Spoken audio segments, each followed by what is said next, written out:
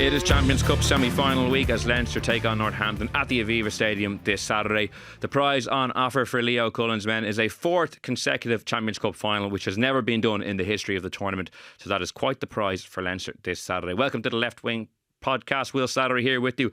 I'm delighted to be joined on the line by Luke Fitzgerald. Luke, how are you? Good, Will. How are you? I'm doing very well, thanks. We will be joined in a couple of minutes by Will Kelleher of the UK Times. We wanted to get an insight, I guess, not only into Northampton ahead of Leinster Northampton, but talk to him a bit about the Lions squad announcement that's going to be revealed next week, how Andy Farrell has been going about his business, how that's being received in the UK, Owen Farrell's potential selection. So there was a lot of stuff that we thought it would be good to get a voice from the UK on for. So Will is coming on. He's great. But first, Luke, we wanted to discuss, I suppose, last weekend's URC action as well. It was the first time in 10 years that all four Irish provinces lost on the same weekend, the URC, which is kind of hard to believe it's been that long. But it wasn't a great weekend, to say the least. Cardiff 26, Munster 21 on Friday night. Then Lions 26, Connacht 7 on Saturday afternoon. Then Scarlets 35, Leinster 22, albeit it was a completely rotated Leinster team. And then Ulster 19, Sharks 22 to round off a very disappointing weekend. And it's prompted already kind of doomsday reactions of, oh, the Irish system is faltering, it's creaking, one province is going well, everything else is a disaster. I have a few other things to add. I don't necessarily go there first and foremost, but what's your kind of one takeaway when you see those scorelines? Yeah, it was very disappointing. I mean, clearly it's the Munster and Ulster one that kind of stand out. Although I think if you were thinking about it, like, that was always going to be a tricky one away to Cardiff. I think Munster still, I'm confident enough they can qualify. Will, they're right on the edge, obviously, but I'm more confident just given their fixture list about where they get to. Ulster, I think they needed that one. They needed something, and to kind of come that close and not get the job done, I think is they'd be disappointed. It's not like, I know the Sharks are an up and down type team, but they needed that one badly. And look, I think Connacht's season has been. I'm not unbelievably surprised at that one. I don't know about you. The Leinster one, I think, look, they actually, if you watch the game closely, like, there was a few big opportunities for Leinster. I still think, look, you can see 35 points and some of the stuff was pretty poor. I think, it's hard to win games when you're conceding 35 points. We've been saying that about Connacht all season, but, the same thing does apply to Leinster. And, I think they had a few ones. I thought the referee on occasion had a few dodgy ones, to be honest with you. But overall, I think it was, a deserved win for the Scarlets. So, yeah, look, it was a disappointing weekend. I mean, I don't know if it's all doom and gloom. I still think Munster should be in good shape to get in. But Ulster, I think, now are an outside bet. And having to go down to Munster on the 9th of May, I think it is. I think... they're going to be under pressure now. Yeah, they're going to be under pressure to get in. And with the Ulster game, it's the third time this season that Ulster have had 3 tries on the board within the first half an hour of a game.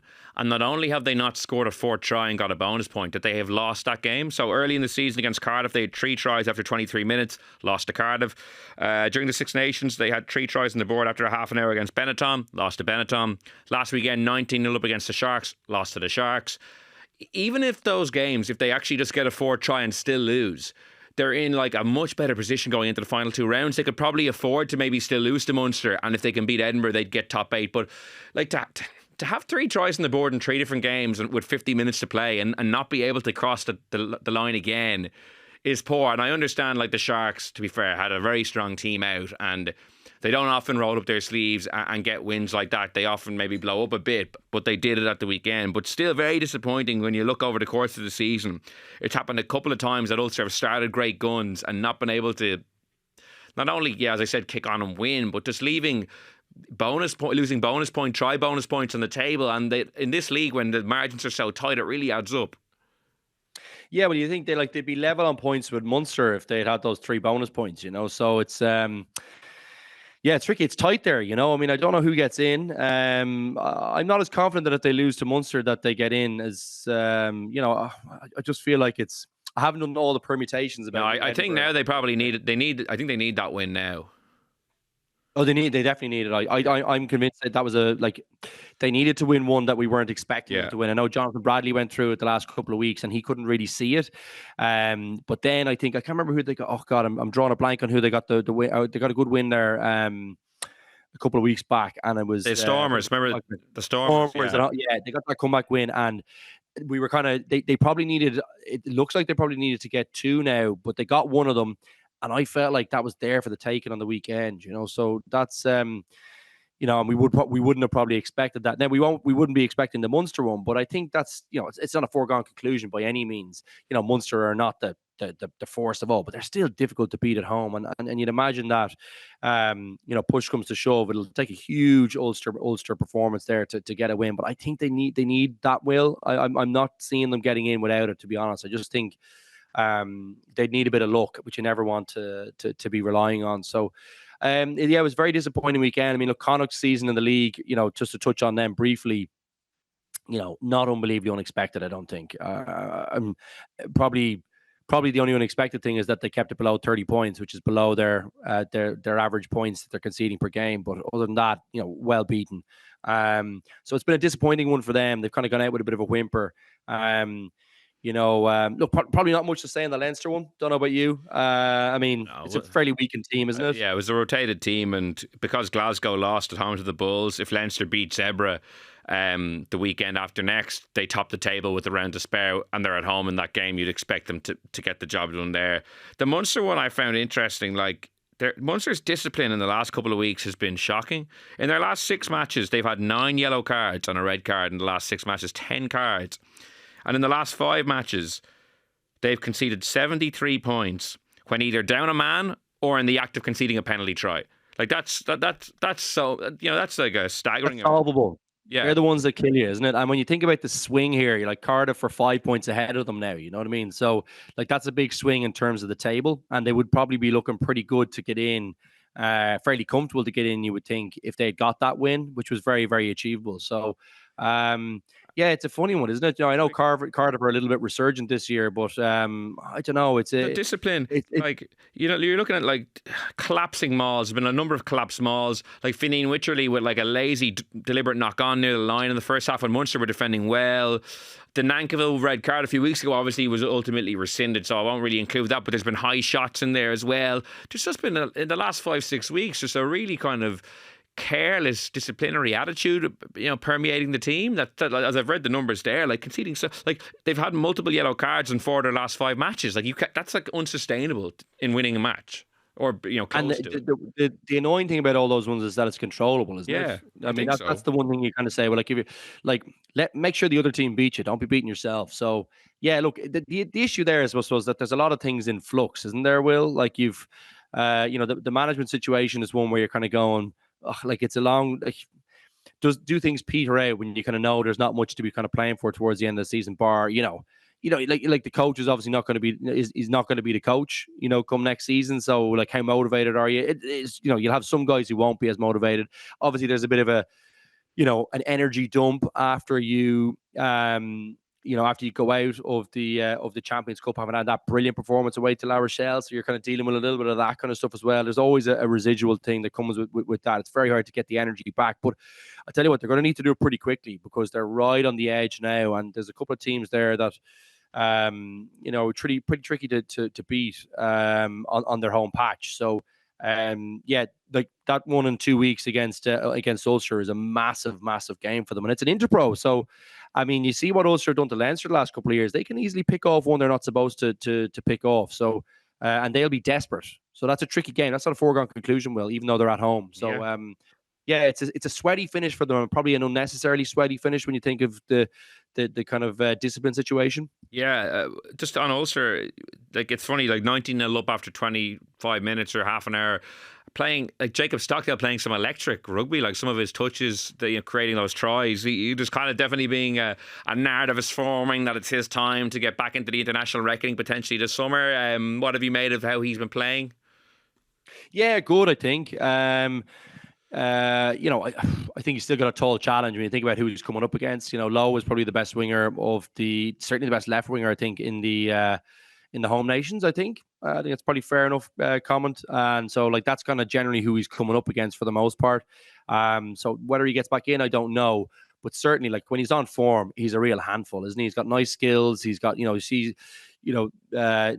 kicking game. He's a big man. He's looking powerful. I thought he looked real powerful the weekend. Looks powerful. The Sharks are a big team. And he was moving. The way he was moving, the pace and the power and some of the touches, I just thought were very good. his key thing, I think, is probably staying fit with, isn't it? Like, you know, I don't think anyone's ever doubting him going forward. And the other part is obviously the defensive work. You know, when he's under pressure and he has to make a decision, you know, how confident are you it's going to be the right one? He always kind of, you know, he did so many intercepts during that hot period in his career. You're always kind of thinking, anyone who's making that many intercepts, unless it's kind of Brian Habana, some of them were brilliant. But even Habana, from time to time, it's a high risk game you're playing, and it often means that you're not in the right position if you're getting it, you know, that kind of way. So you'd always have a little bit of concerns about that side of the ball, even though I think he's improved, you know, immensely. Because Lowe has certainly come on massively on that side of the game. Like, he was a real liability when he first started off defensively as well, but he's really shored up that. He's a proper top class international winger. So I think he's probably waiting for an injury to Lowe to get back in. And the key thing for him is, can he stay injury free during that period? Because if he keeps this run of form going, I think he's a guy Farrell will like. You know, he seems like a good personality. He's a good, you know, he has the experience. You know, he's got the belief in himself as well. Just those key bits. Can he stay injury free? Can he shore up the defensive piece and be as solid as you need to be a top class international winger? We wait and see in that portion of it. You know, you're probably not going to learn that in the league. You probably need to see him out there in the Aviva. Yeah, and as you say, a couple of ill-timed injuries. Like, there was that one where he missed entire season a couple of years back, and then even in November, like, he was playing pretty well against Fiji. He got a hamstring injury, you know, was ruled out of any Six Nations reckoning and any kind of, you know, a lot of club matches over that period. So that was far from ideal. One thing from the Munster match I wanted to mention to you, like one positive, I guess, although probably feels kind of faint positivity after that defeat. Craig Casey, one of his skills he's gotten very good at is picking guys out around the line. His passing, like, you know, from close range, I think he's giving guys real good kind of lines of running to run onto. I don't know. I think that the line ship has sailed. I know. I brought it up after the La Rochelle game. That's not happening. He hasn't played well enough since then. But I still think he's in a good place in his game, and that part of his game in particular, I like. He's just really good at picking guys out, just like kind of in and around the line. Yeah, well, I think he's playing well, isn't he? Yeah. For the most part. I know he obviously has had that big injury this season, but he showed up on the big day as well. The La Rochelle match, he was so good, wasn't he? I mean, he really had a great game that day. Bodes well for Ireland. I think you're right. I think the Lion ship is probably sailed for him. I think you need to have been playing. If you're not an established name, he's not really an international yet. Like, he's obviously been in lots of squads and things like that, but he's never been really a starter or anything like that. Still kind of had that battle ongoing with kind of Conor Murray as well. I think, he needed to play Six Nations. It's not going to be enough for him to just be playing for Munster and get in. I don't think he's that kind of player either. He's not like kind of, to my mind, he's a player. He's not going to be like a moments player for me. He's a kind of guy who's going to be doing it. Like, it's an accumulation of good work for him. And yeah, it's nice to see the accuracy. I think Munster, to be honest with you, are pretty good around that area anyway, Will. I think they're fairly, like, if they have you on the rack, they don't often let you away with it if they get into the 22. I think they're pretty ruthless in there for the most part. And look, I think it's, he obviously helps a little bit there, but so does Murray. Murray's good at making good decisions around there too. So, yeah, to come back to the Casey point more particularly, I think Ireland is the one he should be aiming for. Get on that summer tour and be a bit of a leader. He has a chance to do that probably with Gibson Park being pretty much, I'd say, foregone conclusion in terms of him being on the Lions tour, isn't it? Yeah, there's a number of guys who are featuring at the moment who won't be obviously in Lions reckoning, but that I am excited to see what they can do. I know it's Georgia and Portugal, and there's no coaches there, for the most part, but there is a lot of intrigue. I'm interested to see who gets picked and what makeup they go with in that squad. So yeah, it'll be interesting to see how the Irish teams bounce back on the URC. Obviously, as I said, Champions Cup this weekend in Leinster and Northampton, and we're going to get into that and plenty of Lions chat with Will Kelleher now. Well, we are delighted to be joined this week by Will Kelleher of the Times over in the UK, who's also part of the great Ruck Podcast. Will, thanks so much for joining us. Thanks for having us. I'm delighted as well with the Irish because everyone can pronounce my surname over your way. I get all sorts of different versions over in the UK and everywhere else, but the Irish know how to do Kelleher, so that's perfect. Yeah, well, they've never grasped on TNT Sport Peter O'Mahony, so I'm not surprised that Kelleher is proving difficult for a couple of people, but great to have you on. Love your work, love you on the Ruck Podcast, but also to get an insight into, I suppose, the thinking over in the UK. Like, Leinster and Northampton this weekend is something we'll touch on with you in a couple of minutes, but first, we're only 9 days away now from that Lions announcement over in London. A lot of attention's been given to how Andy Farrell has gone about his business even thus far. We haven't even gotten to the squad selection yet. 3 Ireland assistant coaches. Then it was announced Donny Sexton was joining 2 weeks ago, which obviously caught a lot of people's attention. The backroom team is populated with Irish coaches as well. How is that being received, would you say, among kind of UK people? What do you make of it yourself? Do you think, I suppose, traditionally, I know Warren Gatland maybe went for a kind of a Welsh flavour with his coaching teams and with his selections, but in other years there's been maybe more of a spread. What have you made of what Andy Farrell's done thus far? So it's been interesting, hasn't it? Because Andy Farrell's the first different Lions coach we've had for a long time. Warren Gatland did it for so long that we sort of got used to how he operated. So we would hear quite a bit from Warren Gatland when in the build up to him announcing squads and stuff like that in his tenures. But we've basically heard from Andy Farrell twice: the day he got announced, and then the day he had picked his assistant coaches. We've not heard from Johnny Sexton yet at all, who got announced a few weeks afterwards, which was all a bit strange. Why they didn't just do it on the same day. But so we actually finding it fascinating, really, as to what's going to happen next Thursday, because we kind of got no idea. Andy Farrell's sort of quite a hard guy to read. And I guess the assumption from the outside is that he's going to go really Ireland heavy because he's gone Ireland heavy in the assistant coaching team. And I guess the fear from probably us guys outside Ireland is this becomes a Leinster tour to Australia and not a Lions trip. And there's the caveat there of going, the Lions should be the best of the best, and it should be picking the quality player in every position. And if that means that there's no Welsh guys or very few of them, then that's just tough, isn't it? That's how it's gone for Scotland before. So if Wales are the rubbish team this year, then they shouldn't get any Lions. But I think there's a balance to be struck always with Lions selection, and it is different. It is fantasy rugby. It's got to have that kind of element to it, because if it just becomes a sort of supplanted club team or one international team that completely dominates, not just has sort of a third of the squad, but more than half, 2/3 of it, then it kind of takes on a different thing, I suppose. And I guess it's one of those things that maybe I don't know whether that gets through. We don't know yet to Andy Farrell, because he is just the most serial winner you'd ever want to meet, and would just look at it and go, why would I pick a selection of nations, for example? Why would I pick people I don't trust and don't know their games? Why would I do that when I can just go, I know these guys, I trust these guys, so I'm just going to pick all of them. So I think we're all just fascinated to see how it's going to shake out next week. He could surprise us completely and overlook loads of the Ireland guys and surprise everyone, but it's going to be fascinating. We'll get into it, but there's so many little positions where you go, it could go any way. And it's going to cause chaos on social media and newspapers, on podcasts and everything, isn't it? That's part of the fun. Yeah, well, it's funny. The first thing you said kind of made me laugh a little when you said he's only spoken to the media twice. Irish journalists are probably doing well to get that many interactions with him around international camps. He's notorious that, when a squad is named traditionally, that's accompanied by a media interview, or it is in every other country. Not so in Ireland, where the squad is emailed out and then the journalists don't get to talk to him for a couple of weeks. But do you know what? I think that's maybe another element of it, and that's not something that maybe the fans that have saved up for 8 years to go on this trip will worry about, because they're going for an amazing trip to Australia and loads of beers and everything else. But for us lot trying to sell this tour and sell the lore of the Lions and the whole story and tapestry of it, you need people to engage with it. You need it to be an open media operation, and being completely honest, that's not what we experience with Ireland. We don't know anything about your players. We don't know their personalities. They're not famous outside their own islands because they don't open the doors. We've been told in years gone by when we're trying to interview Leinster players before big European games that, well, they can't speak in a week of a match. These guys are superstars. And you're going, oh, right, well, do you not want to sell tickets to this match and get people excited about it? So I hope that sort of peeling back the Irish layers perhaps means that the Lions becomes a bit more open and a bit more accessible and a bit more relaxed, maybe. Because at the end of it, it's all sport, isn't it? It's all fun.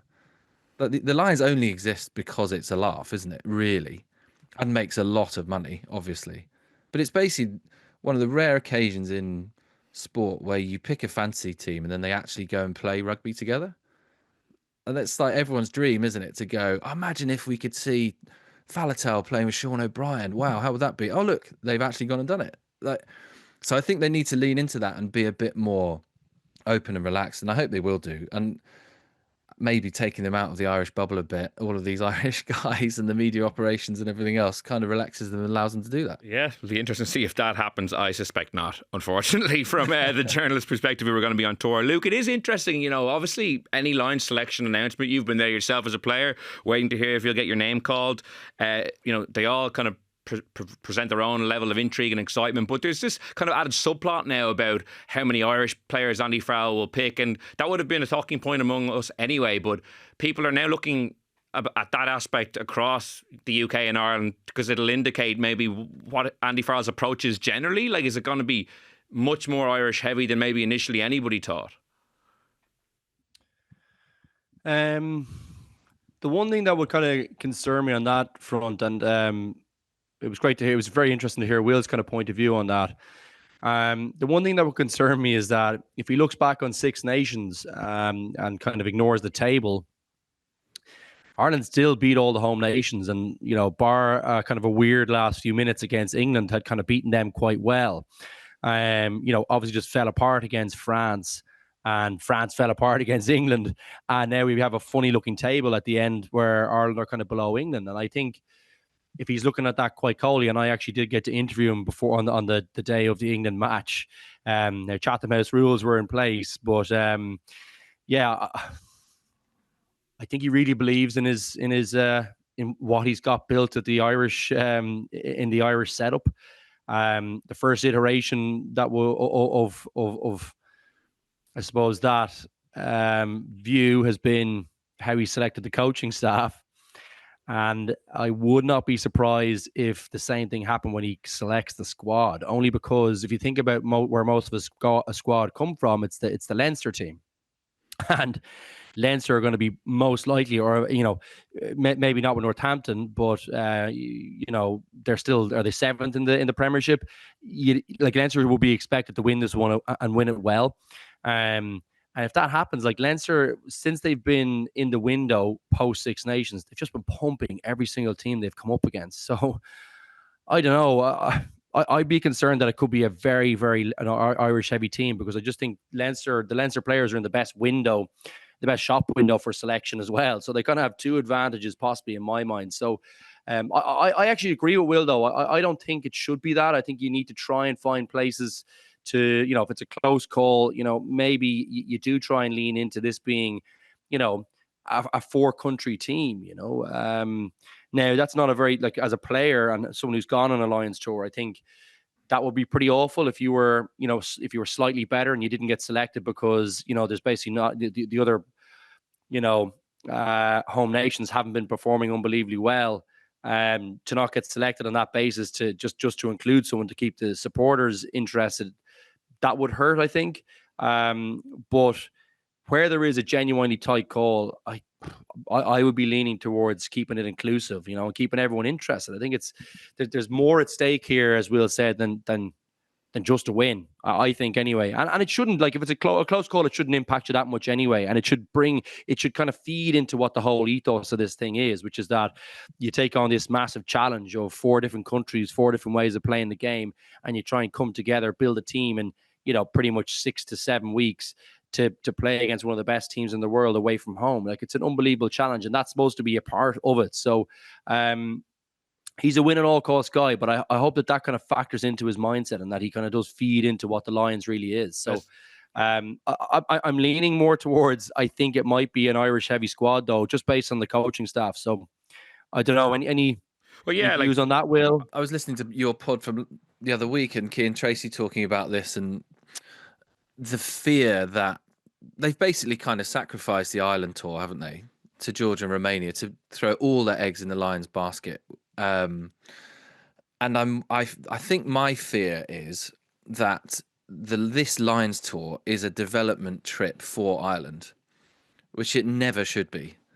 The Lions is not here to facilitate one of the home nations becoming better for the next World Cup or something else.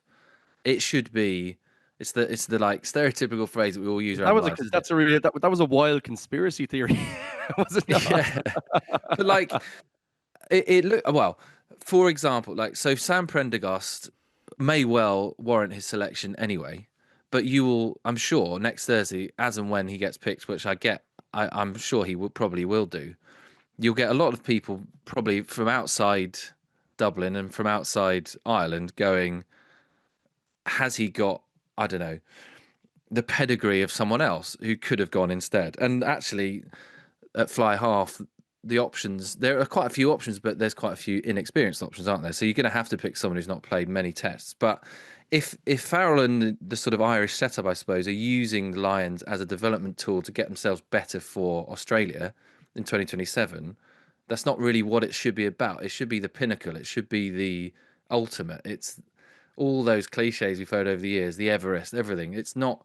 It's a bit like when coaches come to the Six Nations from outside and go, "Oh well, it's all about the next World Cup," and you're like, "No, the Six Nations is about the Six Nations. Like, do that. Don't be charging 200 quid a ticket and tell us that it's about 2 years in the future." So I'm worried about that, and I hope it doesn't come through that way. And I'm sure they would never actually say that, because you can't be on a Lions tour be going like, "Oh, this is great experience for 2027."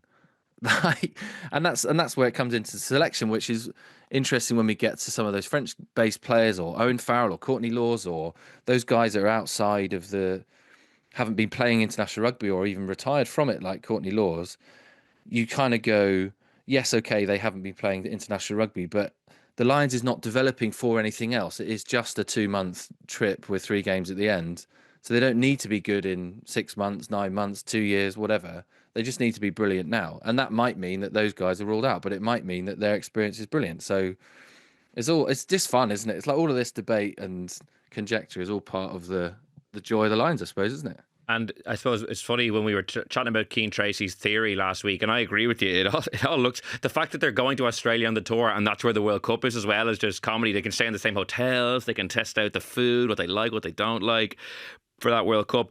But there's also this narrative that the UK media, of which you're a part of, is just waiting for the first slip up so they can train their guns on Andy Farrell and they can just hang him out to dry. Is this true? Is this kind of like the UK media not. as this boogeyman figure in like, oh, it's the Irish media, but the UK media? Like, you seem like a nice guy, Will. That's what I'm so surprised about. Like, I wouldn't have thought you were part of this cabal.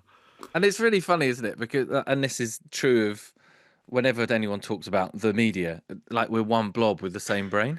Like, we all think exactly the same thing. And we've all got Owen Farrell at fly half, or Marcus, we all love Marcus Smith, or we hate Sam Prendergast, or whatever. Like, so many people have got so many different opinions. And like, I would be absolutely shocked if anyone had nothing but respect for Andy Farrell, for the amount he's done in both codes, the achievements he's ticked off as a player and then a coach, like one of the greats completely of all time in both sports. So like, let's park that one there. There's no conspiracy to oust him or anything.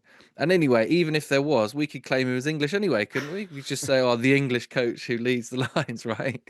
But no, I think this is the other thing too. Like, as we were sort of joking at the top of the show, like, I've got an Irish surname. My grandfather's Irish. Like, I live in England. I'm born in London. Everyone's got all sorts of different links to different countries around our islands, don't we? So when it's the Lions, isn't it meant to be all one and all together? Like, that was the sort of disappointing thing in 13, wasn't it? Where it all became a sort of like Gatland versus O'Driscoll and the whole of Ireland type debate. It's all meant to be everyone's team for the whole of the 4 unions, isn't it? Ostensibly, but as we know well, when the first team is selected for that Argentina game in Dublin, I'm sure, and yeah, even when the squad is announced, you mentioned Owen Farrell, Will. Fascinated to see. It's kind of the first time we were chatting before we kicked off. Like, I know Andy Farrell was part of Stuart Lancaster's coaching ticket, and there was in 2015 at the World Cup, and there was talk about how much influence he might have had in team selection. But this is the first time really he's had a chance to select his own team, with Owen Farrell potentially being in the running. Do you expect him to be picked next Thursday? I keep flip-flopping on this because the office keep asking me this as well and going, what do we think? Do we think Owen's in or not? And I'm like, I think I'm on the side of 60-40 towards not being picked. Just because then I think Andy can go, look, the guy's been injured a fair bit this season. He's had a frustrating year. Racing haven't been playing well. He's not played many games. Like, I was just looking it up. He's actually played more than I thought he had, but still not that many. He's played 16 games this year and about 280 minutes since returning in March. So not a lot of top-end rugby. And Racing have been poor. The thing in the back of your brain is, yes, but it's Owen Farrell. It's the arch winner. It's the 112 capper, the 2-time Lions tourist, the standard driver who's going to link perfectly with Sexton like he did in 2017. It doesn't matter that he's been playing in an average team in France. He can come in and help run the Irish attack, basically, in a Lions jersey. He's got way more experience than Prendergast and Finn Smith and Marcus Smith and lots of these other options. But I still think it would be a surprise. And look, in my world, in our parlance, it would be the news story of the day, right? Owen Farrell makes the Lions squad on May the 8th. That's everyone's intro to the first news piece you write from the O2 in London next Thursday. And a lot of rugby fans and people listening to this will probably hate that is the first thing you reach for, but it definitely would be the biggest story of next Thursday, wouldn't it? Oh, definitely. And I hope he gets picked, just because it'll be now, I don't think he should, because of the reasons you outlined there. Like, he's been injured and his form for wrestling when he has played hasn't been very good, I don't think, but I still would love him to be picked for the sheer spectacle of it, I guess. Luke, we've discussed this a good bit over the last couple of weeks, and the point Will makes as well about Sam Prendergast is a good one. Like, as much as I've kind of said Owen Farrell's credentials for this Lions tour I don't really think are strong, Sam Prendergast's Lions tour credentials, I'm not sure how strong they are as well. There's a lot of kind of subplots swirling around this one. Yeah, he wouldn't be going on for me. There's too much of a gap on his defensive stuff. You can see he's going to be world class, but I think until he gets a bit bigger or stronger, and I hope maybe a bit more committed to the space, because it's a gap in his game at the moment. He wouldn't be going on a tour for me, but I think Farrell will disagree on that. But I'd have Owen Farrell on my team. I think, he's got the credentials. He's done it all. He would give you that little bit of real experience in a really key position. He knows the coach's mind. He knows Sexton's mind. I think he's, if you look at the two captains who are probably most likely to get the job, if we're to believe most of the chat around the team, it's Doris or Itoje. And neither of them, I just have a few questions over them and the pressure that comes with a Lions trip. Like, it's big pressure being an England captain. But it's even bigger pressure being a Lions captain. It's huge. It's a massive tour. Like, the media scrums around it. They must be wearing. I think it takes a really experienced professional to go out and be able to handle those things well. Now, the question is, like, does the circus around Farrell actually getting selected, does that actually take energy away from him? Even someone as experienced as him, we know that obviously he did struggle with some of the criticism that kind of came his way. And that's obviously kind of part of the reason why he maybe stepped away. So, that's probably an argument against having him there. But I just like having him there. I love him as a player. I love the defensive side of things. He's so strong there, so reliable. And his kicking, like, he's a big-time kicker, great percentages. And I know, look, hasn't been playing great this year, but I just think on the big stage, couple of weeks with the team, he's still not that old. I really like him. I've always been a massive Owen Farrell fan, so he'd be in my team, Will. And I think if you think about some of the other guys, like Russell has to go on the trip. Like, that'd be a disgrace if he didn't go. Like, he's playing very good rugby, but I just don't think he's that reliable. I don't love, how unreliable he is at times and some of the mistakes he makes. I love Smith, Finn, that is. I'd love him to go. Marcus Smith's a brilliant player. I think he probably goes on my trip for me, but he's never going to start at 10 for me. He's my utility guy. I have him on the bench in case I need to change a game. And then we're left with kind of the two Irish out halves, and Crowley's been up and down a little bit. Was very good in Six Nations, but didn't get much opportunity. And I don't think Farrell treated him that well, actually, post November. And he obviously doesn't see him kind of in a starting role, and didn't do well against Italy. So it's a really interesting debate about who you go with there. On the Irish side, it's probably Prendergast, because he's looked superhuman the last couple of weeks, but he doesn't have to make many tackles for Leinster. So I think that's kind of a nice situation to be in. So, yeah, I can't wait to see who he picks there. It adds great theatre to it. I agree. I mean, for all of us just walking, just kind of talking about it on the sidelines, the Farrell one is the one you really want, isn't it? And then you'd love to have maybe a mix of Prendergast in there as well. Throw in a Marcus Smith and a Finn Smith, and you've got loads to talk about. So it's a brilliant debate. I think I know who I'd be picking, but I really don't know at this juncture if Farrell will, go with the same three. And whether or not he picks Marcus Smith to go as his kind of utility guy. But I think either way, the one thing about it is that look, it's not a very strong Australian team. It is improving. So my gut is that they might get away with this one anyway. But yeah, that's no basis for picking a team. That's kind of the undercurrent of all these chats to a degree, is that Australia look to be so far off. Maybe what South Africa were in 21 or New Zealand in 17. That it doesn't really matter what squad they pick in some ways. Like we'll see, I suppose, in time. But Will, the point Luke makes there about would the juice even be worth the squeeze by picking Owen Farrell, in the sense that it would generate such a kind of frenzied reaction and such a backlash that it would overshadow the whole tour in some ways. If he was starting, people would be criticising that probably and saying, what basis does he have for that? If he was kind of on the bench, where's Owen? Is Owen getting in the team? It would be such a big media story throughout, and it might just kind of like make things difficult for the team to actually focus on the rugby and kind of be kind of in that mindset. Yeah, and it's a funny one, isn't it? Because if you're Andy Farrell and you're the arch winner, the ultimate guy who's ticked off everything in his career, you don't care what the media are saying. You don't care who's recording podcasts and talking about your son all the time and what the column inches are doing, unless it comes back to your front door and you've got to deal with something. You don't give a hoot about the kind of criticism or the reaction or whatever. But this is where I just find it so... It would be an amazing story, wouldn't it? The Owen Farrell redemption arc, almost. Like, we're the people that talk about the stories and write the stories. So what a story it would be. This guy who's not played international rugby since the 23 World Cup, who was booed wherever he went around France, often by home fans and not his own England fans, I think, who then quit international rugby. It was he's never spoken properly about it really himself. He's quite a reserved figure anyway. But it was said... I wonder where he gets that from, do you think? Yeah, but it was said he found it a difficult experience.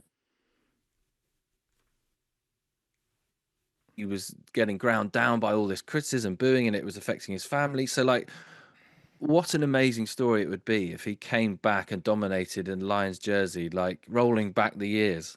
It'd be fantastic. But then you kind of think, well, yeah...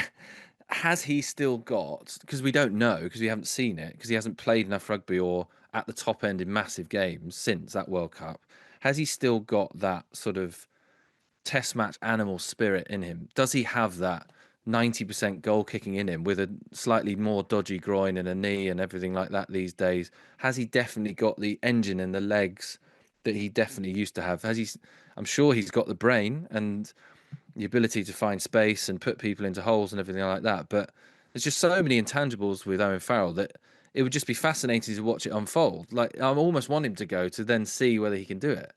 And then the other point, I guess, on putting it back to Prendergast is kind of agree on I feel like he will go.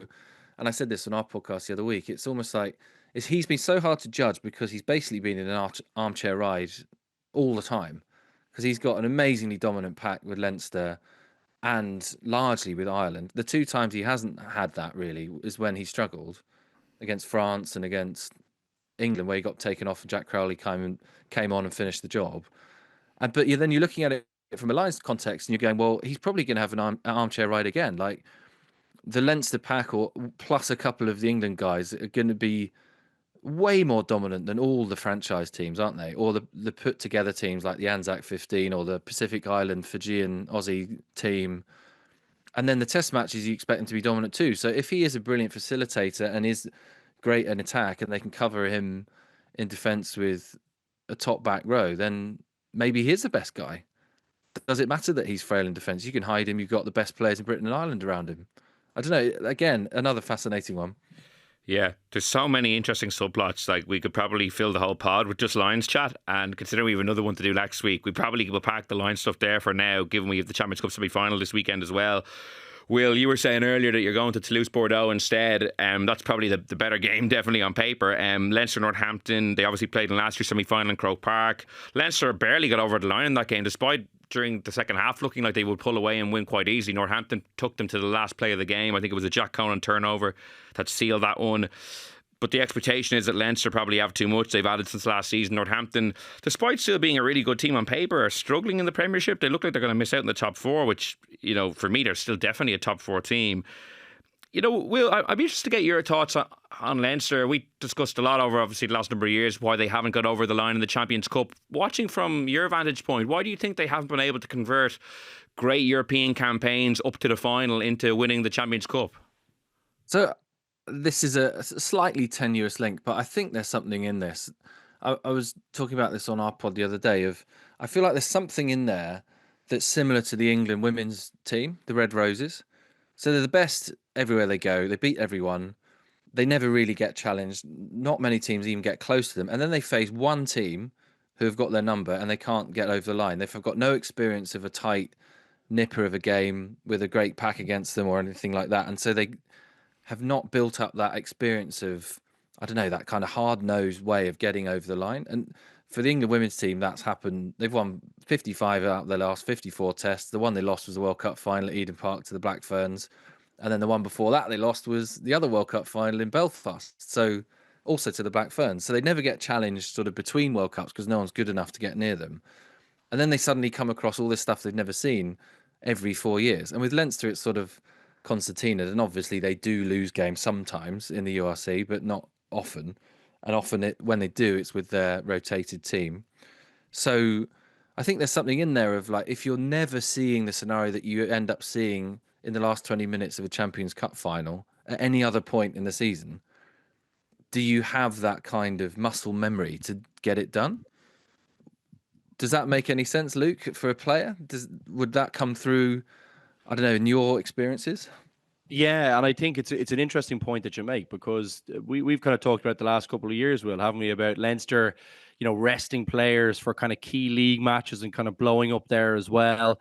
And then you kind of have guys coming in almost cold. Like, I think they were very cold coming into that Northampton match last year, and it really showed. Like, Northampton looked like a team that were fighting against teams, who were kind of staying up for, whether it's relegation or fighting for league places. They had kind of had the team out a couple of weeks in a row. And when it came to the end of the game, they looked battle hardened, and it took a Jack Conan, an unbelievable tackle, and then an unbelievable turnover himself and Doris towards the end to get that game back under control. I mean, Northampton, there was a period there where they put them under massive pressure. So look, there's something for them to look back on. I do think Leinster are quite a different team this year.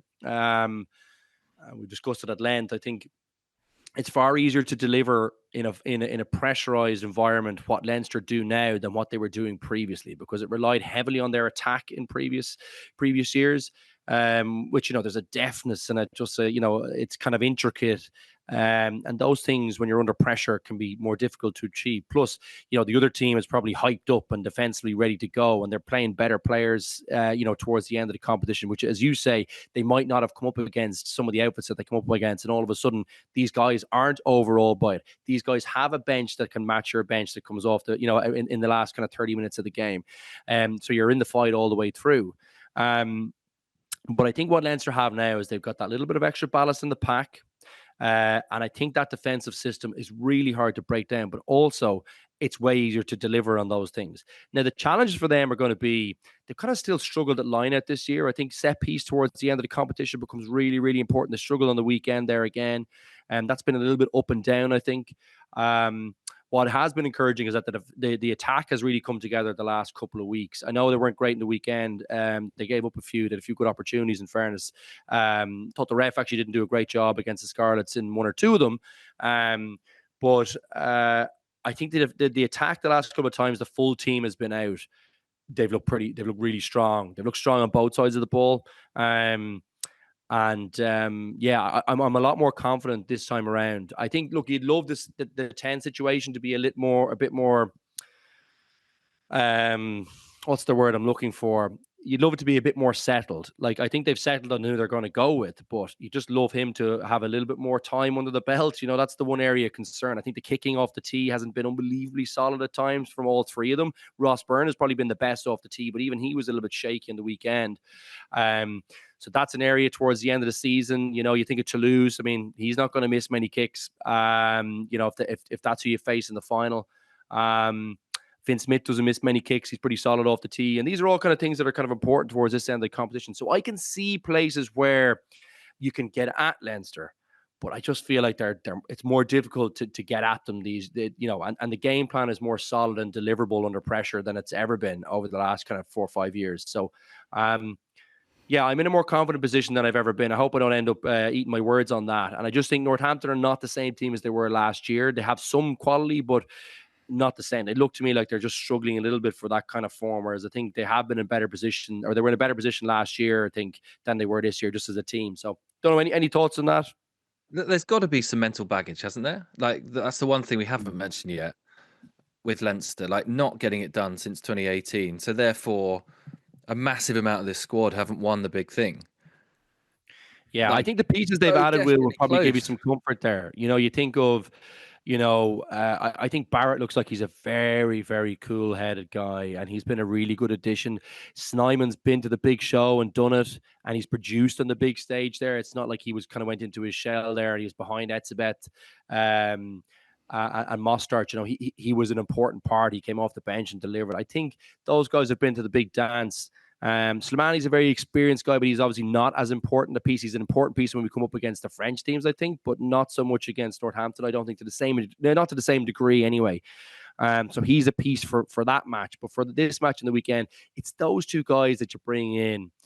They give you a little bit of comfort. You know, they can kind of take the game by the scruff of the neck, both of them, and they both seem like very calm and assured about how they play the game, and have done it on the big stage. So I think they've improved in that department. It's probably I'm not sure I've said it as succinctly as that, but that's what gives me the little bit of extra comfort too, is the few extra bodies on deck. Oh yeah, and like, looking from an outsider's perspective, for about the 5th year in a row, it'd be a massive shock if Leinster didn't win the Champions Cup. Like, we talk about it so often, but there's so much in their favour, and they've done so well to cultivate such an amazing team, and then add the superstars to it, and then making the best out of their system, everything funneled through to make them win.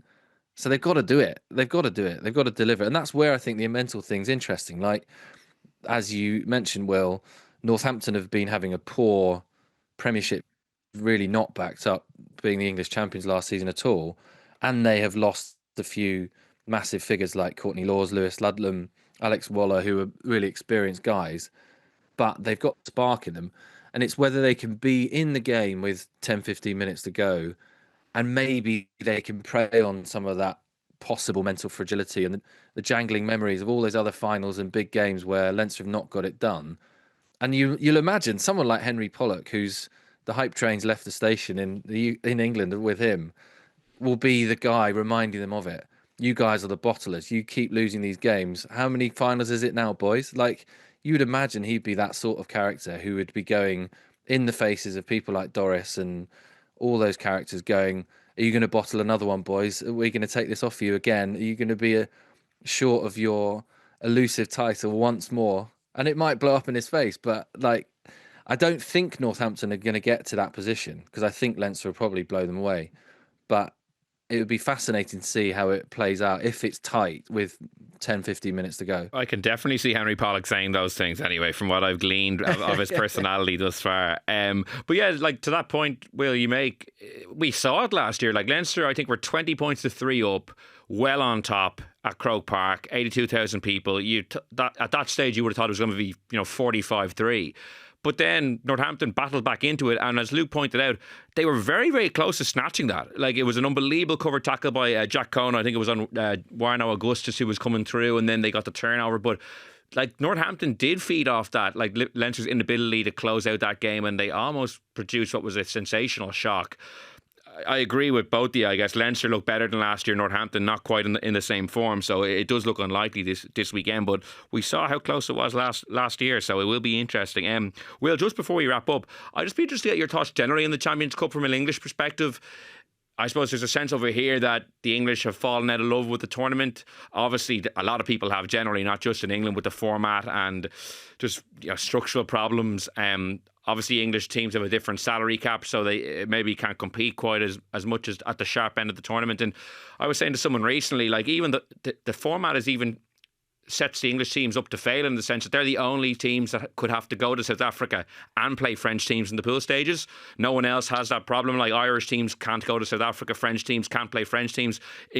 So English teams are basically set up to have the most difficult pool draw as well, which then dictates the entire knockout bracket and puts them on the wrong side of the draw unless they have a very strong tournament. I suppose Northampton had to go to the Bulls and Stade Francais, for instance, in the pool stages. So throw all those things into a pot, and what do we get from an English perspective? What's your feeling on the tournament, and whether, I suppose, English teams see it as a meaningful part of their season now? Yeah, I love Europe, and I feel ashamed, and I'm not one of these guys that goes, just bring back the old Heineken Cup and proper rucking and all that sort of stuff, because it's a bit like, well, that was not my experience of watching rugby growing up, so I'm not pining for some sort of like weird halcyon days in the past that never existed. But it is a shame that it doesn't feel like the teams that you want, like this sort of 7 or 8 teams, can actually win it. But isn't that the case in basically every rugby tournament in the world? In lots of ways, like there's 4 teams that can win a World Cup every time, and there's maybe 3, 4 that can win the URC every year, and there's the Premiership's actually a little bit different, where we've had 5 different winners in 5 years, and maybe going to get a 6th with Bath. But unfairness is built into rugby. Like the Six Nations is unfair every year for certain teams, isn't it? Because sometimes you have 2 games at home, sometimes you have 3. So, but I would say that there are sort of probably easy fixes that the Champions Cup could make. And I know they keep swapping around the format too regularly, so it's not very easy to follow for fans. But yeah, I think the sort of triple benefit of finishing top of your pool is too much. I think that Leinster not having to go to any South African team in the pool stages needs to be looked at, because they're in the same. It happens because they're in the same league. We know that, but it's such a different thing going from, like, Sale, for example, went to Cape Town and lost 40-0 to the Stormers, and then the next weekend they're playing Toulon at home. And as you said, Northampton, they had the Bulls and they beat them away, and then they played Stade Francais and lost. So that's naturally going to make everything different. And then you've got other things like Toulouse shouldn't be really playing Bordeaux in the semis because they're in the same pool, but Toulouse just didn't get 1 bonus point over in South Africa, so they finished second, which then they weren't in the top bracket of seeding, they were in the sort of whole second bracket, so then they're populated on a different side of the draw to they should have been. There's loads of issues, and my sort of like fag packet blueprint is, which I think could happen, but it's going to take us about 10 years because that's how rugby works, is that the domestic seasons are played in a couple of blocks wherever you are in the world. They finish in May, and then we play the Champions Cup.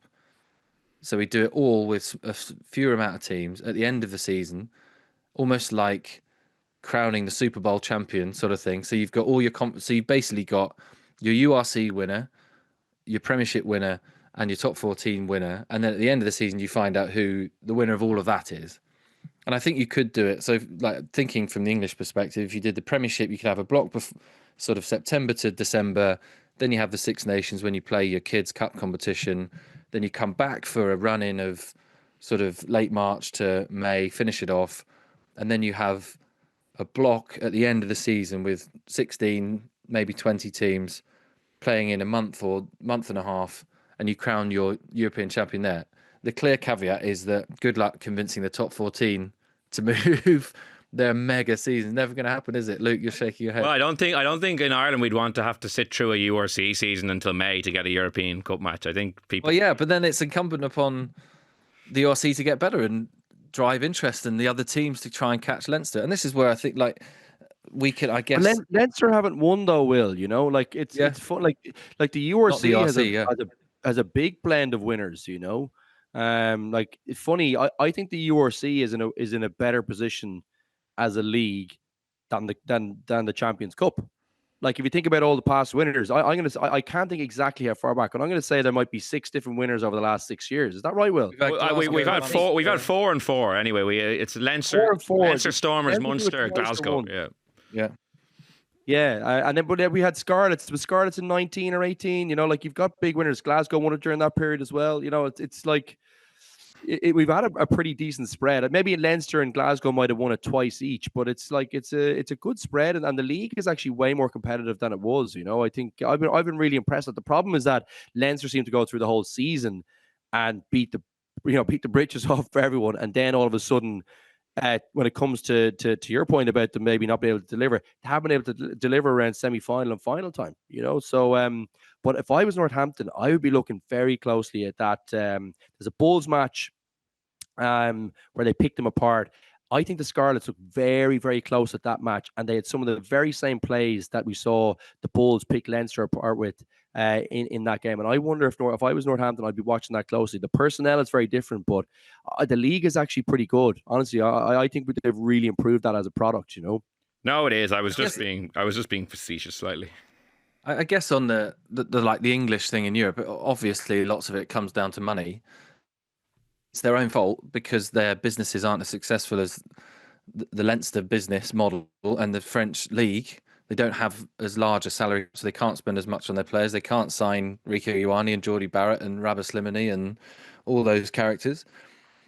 And you go, well, you've got to get the best out of your system, English teams. Like, get on with it. Get better investors, get more money, get better players, develop better players. And if you want to unseat the French guys in Leinster, you've got to go and beat them, and you've probably got to go and do it away. Like, I think there's a little bit too much complaining from the English side of, oh, it's too difficult. Oh, the structure doesn't work for us. Oh, how can we possibly compete on 2 fronts? Da, da, da, da. It's just like, sport's about getting better, isn't it? Like, we get told that constantly. It's about getting better. It's about next week. And it's like, well, go and do it then. Stop learning and start winning. Like, some of it is just about, like, Northampton, for example, last season, I think spent about the 7th or 8th most out of the 10 Premiership teams that won the league. So they're not doing that on waste of resources. They don't pay up to the salary cap in England, but Bristol do, and Bristol can't win a title. So it's not always about money. Sometimes it's about good coaching and getting a good group together and a bit of belief and all those intangible things, mental fortitude and everything. So I'm not saying that's what Northampton are going to be able to do this week, but sometimes I think the English clubs just need to get a bit better out their own system and kind of stop complaining about all the issues they've got. Well, Will, thanks so much for giving us your insight. I know we've taken you away from a holiday in Dorset. You were very kind to jump on with us. So enjoy the sunshine down there. Enjoy the rugby this weekend. And thanks so much for coming on. Pleasure, guys. That's all we have time for on this week's episode of the Left Wing Podcast. We will be back next week with another show looking back on Leinster's game against Northampton this weekend. Until next time, thanks so much for listening and goodbye.